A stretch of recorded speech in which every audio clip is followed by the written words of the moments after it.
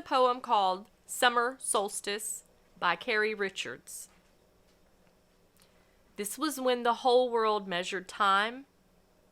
This is when the light would turn around. This is where the past would come undone and the spinning earth will mark a new beginning. Let's go back in time to when it all began.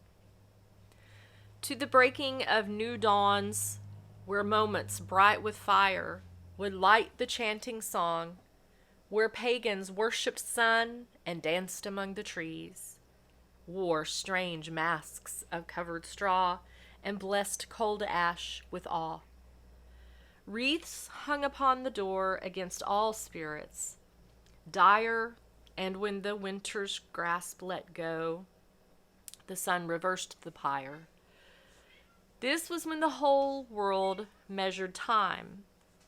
This is when the light would turn around, so that spring arrives and seeds will sprout and grow. O radiant sun, stretch the day, shorten night, return earth's darkness into light. This is where the light will turn around, and this was where the past has come undone. Hello, welcome to Tobai. In this video, we're going to talk about summer solstice. It's one of my favorite times of the year. Everything has come back to life. I enjoy the summer. Just can't stand the winter. You always get the blues. I'm Bobby Cole, and this is my amazing wife, Tracy. This is the other half of Tobai. This is the brains. Summer solstice is, like I said, it's my favorite time of the year. It's the longest day of the year. It goes by many names. And if you really dig back through history, you'll find that it's celebrated in many ways by many different faiths.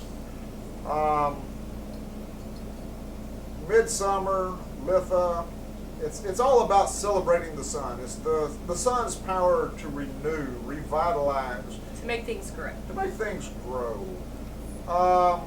It's the longest day of the year. Everything will start getting shorter now. Yeah, everything gets shorter after this. It's a masculine energy. It's about love, magic, abundance, and growth. There's many ways to celebrate it. From bonfires, just a lit candle. And it doesn't matter what you follow, what walk of life you come from, what path you're on. There are many reasons for learning this and celebrating these. One of them, and this is me anyway. It helps put me in sync. Helps me get back into the natural rhythms of life. In today's world is tough. Our ancestors lived around the sun, the moon. Sun came up, you woke up in the morning, you went to work. Sun went down, it was bedtime. Full moons, everything, and you planted your crops. You did everything based on this, and you were in tune with the natural rhythm of this great world. This year, unfortunately, due to COVID, if you want to go to Stonehenge, hell, for that matter, probably anywhere in the world. Not so much. Not so much. They are going to video do a live broadcast of the sun coming up on Stonehenge, which that's awesome. If that's the only way you can experience it, then by all means, that's fantastic. Last year we were just exceptionally blessed. We took a trip to England. Yeah, it was. I had never traveled abroad. You have a few times. Yeah. And I had been 20 years ago with a group from my college, and didn't get to go to Stonehenge, but loved England, thought it was fantastic, and we decided to start doing some traveling together. We got to spend summer solstice at Stonehenge, which is a World Heritage Site. It's by UNESCO. And it's amazing. There are only 2 times out of the year that you can actually get out to the monuments. One of them is winter solstice, and the other one is summer solstice. And for religious reasons, they allow you access to the monument. We were very blessed to have met a beautiful lady from Arizona. She had traveled on her own to the UK. It was just a very blessed trip. The crowds were crazy. What did you take out? I mean, just. So we get there, and it was a long way to walk. It was already dark when we got there. It was a very long walk to get to the monument, and I'd never seen it before except from pictures, and we were walking up with the lady from Arizona that was fabulous. She was, I think I can say this, she was a witch, is a witch, and had her cloak. And her hat. And her hat. And she was just the sweetest, fabulous. And so anyway, so we walk and we walk and we walk. It's through pastures. You have to look where you're going, or you're going to step in cow shit. And we walked a good 1.5 miles probably. Probably. And yes, the further we got along, the more crowded it became, and it was louder, and you heard lots of music. It was very dark, quite a mist in the air. It was also a full moon, right? Or yeah, the day before full moon. It was close to it. Yeah, and when we got there, you come over a hill, and then all of a sudden, there they are. And there are the stones, and people everywhere. There was a group of druids over here that had drumming going on. There was a group in the middle of the circle that had drumming going on. There were people all around. Yeah, there was every nationality, Yeah. every faith. It was Young, old. Yes, it was amazing. The energy. Yes. The site itself has a lot of energy, but just the diversity of the people, it was amazing.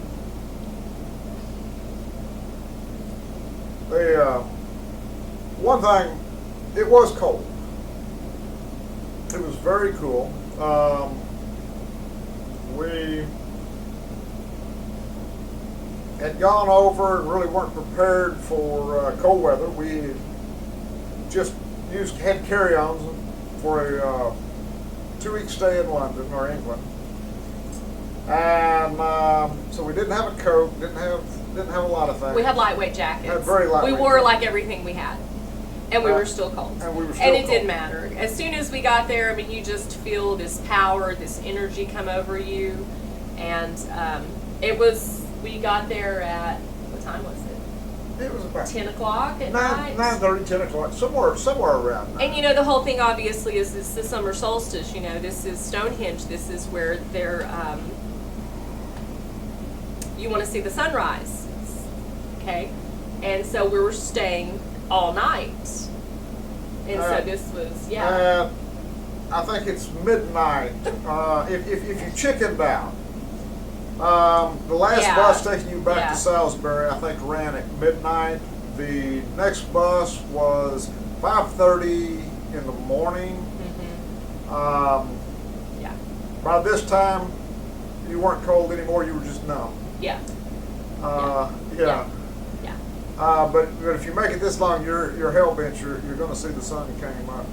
Arthur Pendragon and his entourage show up as 15, 20 minutes before the sun come up, and people were beginning to ask, well, are they coming? Are the Druids here? Are they going to be here? They are going to be here on time. Because the year before, there was a big stink because they were charging. Well, and this year there were too. They were charging for parking. It was the first year that they had charged people to park out there for this event, and they didn't like that. And I get that, but I mean, we were good to pay to help to keep up the site.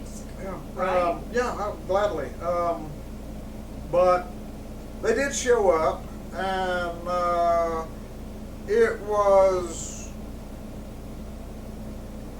When Arthur Pendragon, when him and his entourage showed up,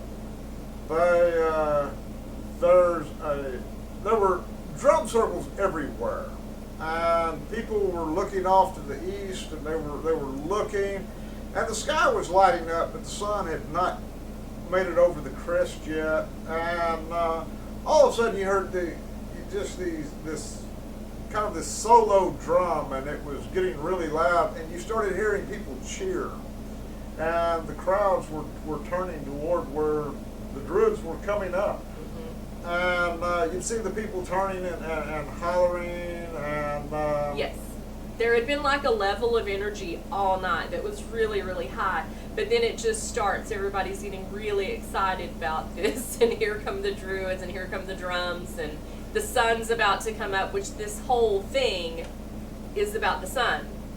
And so, yeah, the energy was really, really, it was like... and you've been up all night, and you just... Yes. You don't know, and all of a sudden, your batteries are charged, you're good to go, as soon as you saw them. And this mass of people form around them. Yes. And... Yes. It was crazy. It was like just this sea of damn people, and all there for the same reason. And you follow them out, and a couple of the Druids speak, and they call the sun. They're calling the sun on the drums, and they call the corners. They call the four corners. It was beautiful. Yes. It was very beautiful. And all of a sudden, Abba, just full glory starts popping up. And it really did. It got deathly quiet. For just a few minutes, other than a few what? Oohs and ahs? Mm-hmm. Yeah. It was just this dead quiet. And after all the noises of the night, it was kind of strange. Guys, it was spectacular. It was one of the most beautiful things that I have ever witnessed in my life, and it was with an amazing crowd of people.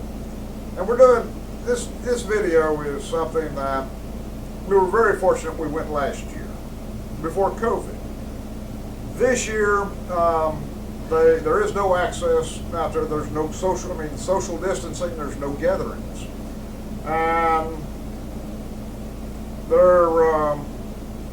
It's going to be video. The sunrise will be video live,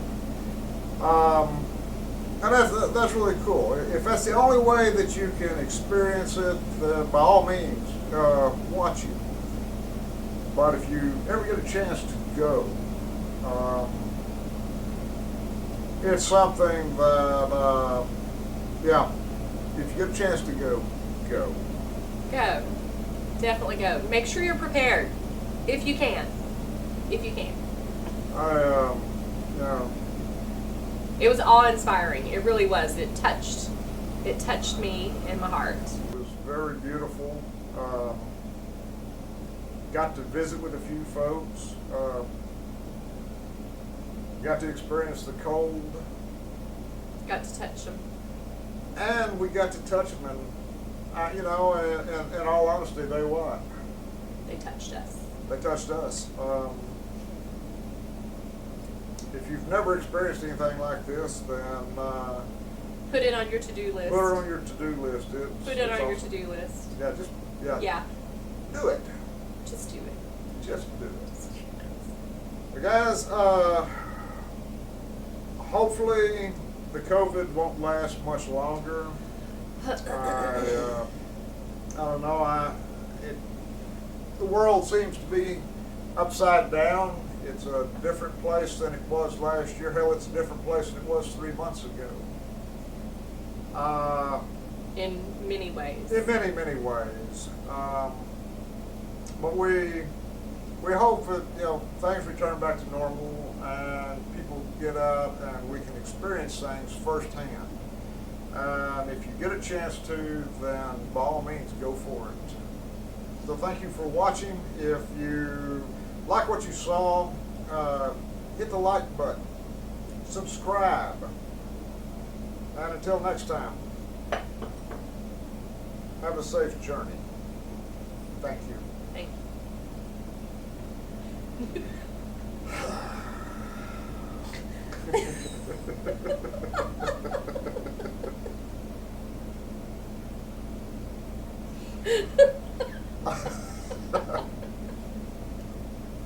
Okay, I'm sorry.